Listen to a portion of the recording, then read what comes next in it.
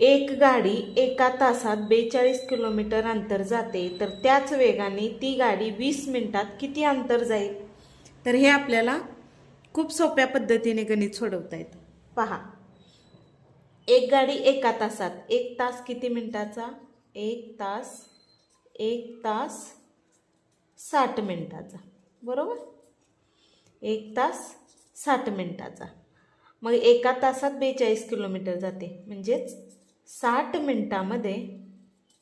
मिनिटामध्ये किती जाते? 42 किलोमीटर जाते. तर त्याच वेगाने, वेग तोच आहे, ती गाडी 20 मिनिटात किती अंतर जाईल? तर हे गणित कसं सोडवायचं?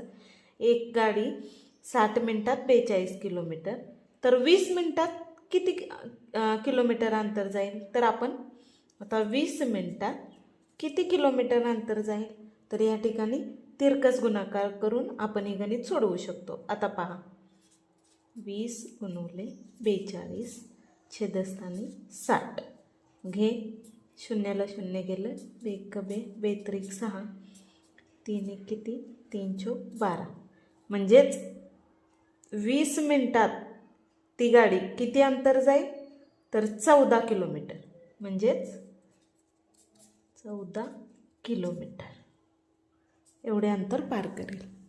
चॅनलला लाईक अँड सबस्क्राईब करा.